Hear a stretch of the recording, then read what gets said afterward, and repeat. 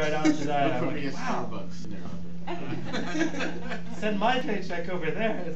I'm leaving the school. Yeah, exactly. And you can extrapolate. You can take, which means it's a big fancy word. That means you can take that little nugget of pure brilliance out to all of those systems that we talked about. You know, it's not just applying to colleges. That white privilege lets people have better healthcare outcomes because they can afford to go to the doctor when they have that first symptom instead of when they need to go to the ER. That when, you know, with racial profiling, does anyone not know racial profiling? Yeah. Can I explain that? Arizona. Yeah. So what's racial profiling mean in Arizona? If you don't look American, they can arrest you. If you don't have if you don't walk along with your social security or like an ID that proves that you're illegal, they can arrest you. Exactly. So police officers in Arizona will look at someone's skin color and decide they need to ask you for immigration paperwork. That's horrible, yo. That makes the people like feel so uncomfortable, you know? So that means like you have to carry your immigration papers everywhere you go. But check this out. Check this out. Do you think if I'm Norwegian, and my skin color looks like this, and I'm an immigrant, that I'm getting stopped? No. You're Because you're white. They think Exactly. you're white. Yeah. That's very, very racist. It's just not right. Isn't it like just like the whole thing that's starting here, like in Burlington too, like when they had that meeting about racial profiling when the cops came and like to talk about it, which is I really feel that they didn't explain exactly about much what they're gonna do to help out like anything. Not just like when I ask them questions, they just throw back like ridiculous other questions and that like throw off like from the questions I asked them like and then yeah. Were any of you guys at the thing at the community center when we had that meeting? Yeah, I think he was. I think I saw Because him. I feel like some of the people who went there, they told us that because they're mostly white people there ruling at the place, but like we didn't get much out of it because they didn't do deep thinking. Yes. Explain it all. So. And see how this idea connects to what I said about keeping my work ID in my truck, because and back to what I was talking about with the power of ideas.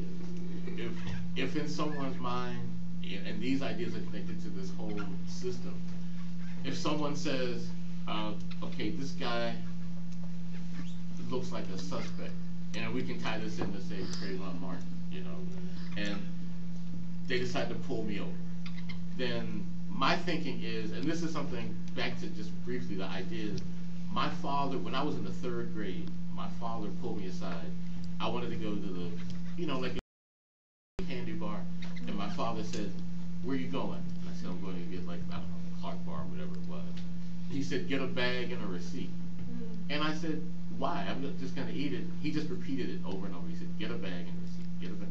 And I thought, father's like having a bad day or something. But my mother said, no, your father doesn't want you to be suspected of stealing. And so she translated this for me. Now this was 1963. This is a long time ago. But my point is that, but the idea still exists. And so how, whether we're talking about police stops or any number of, you know, you're in a store, as Mercedes was, you know, you're followed around.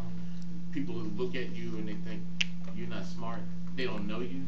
Or they don't say hello to you. Yeah, they don't say hello. Or, you know, one of my favorites, you walk down the street, clutch their purses. Maybe they know I'm a teacher and I don't make any money. Maybe that's why they do. I don't know, but still, these things hurt. And it's when you connect the experiences that you have with the ideas that you're reminding us of and introducing us to, and whatever the case is, that's I mean, it's powerful stuff, and it's a lot to deal with, as you know. I mean, it's a lot to carry around. It's hard enough just being yourself. I'm back. I'm sorry. So I actually have to go. and I'm gonna try to come back, but this has been incredible, and I hope that you all feel like you're ready to go out into the world with this new knowledge. And one thing, I used to work in the schools, one thing that I hear teachers say a lot is that students, once they start to learn about racism, then they say that you all claim that everything is racism. So that they'll say something to you in class, they'll ask you to do something, they'll ask you to stop in the hall and say something, and that you're responsible, you're being racist, and that you will say that to everything. So I just want to let you know that they often discredit or don't believe what you're saying because they think that you say that everything is racism. So that's just information to take and to consider. And the last thing I want to say is that there's a lot of white people, Asian people, all types of people that can be our friends and allies in this work, and that a lot of those folks, even white people, are down here and are poor and live in our neighborhoods. And in that video, and also a lot of you were there, but the News Channel 5 story, they show the white kids that came out and said, you come to our country, you take our money, you take our money. So what's funny about that though is that those kids and their families are here, right? They're at the bottom, and people at the top have told them that we take their stuff. When in reality, it's the people at the top that ensure that white poor people don't have anything. So as frustrating as it is to hear them say that, and I got really angry and said some things that I shouldn't have, and glad I walked away, but it's a struggle to remember that we have to be compassionate towards them because they're screwed over as well. That's the bottom line, that racism destroys everyone. We have to have that compassion when we have people that hold these mindsets of us, that they have also been educated in a system that has kind of given them a raw deal as well. And I heard something very, very important over here when it goes back to white privilege. You got accepted into a college. Do you think white students think about what you had to bring up? Do you think that they got me in there because, and we start doubting ourselves. That's the internalization of these messages that racism gives us. Am I good enough? Am I smart enough? Did they give that to me because of my skin color? Because we hear those things. We always never doubt, never deny who you are, your intelligence, because you have to understand exactly where that message comes from. That's all I want to say. For white kids, do you think they really get up in the morning when they get that acceptance letter and feel the same experience you do? That is a privilege. They don't have to think about it. So, I want to go back to something that Jacques was just saying, and thank you, Mercedes. Thank Mercedes you. is amazing, Thank you. as are so many others.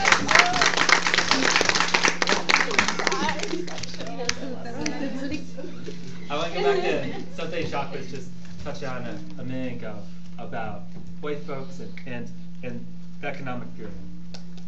There actually have been moments where things start to change a little bit. When you go home today, if you have a computer, or the next time you're in front of a computer, Google Black Wall Street. Has anyone ever heard of that? No. I knew Dr. Dunbar had.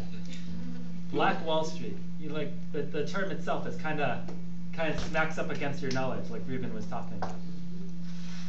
So Black Wall Street was in Tulsa, Oklahoma, and right away it's kind of messing with me because I'm like, Tulsa, Oklahoma.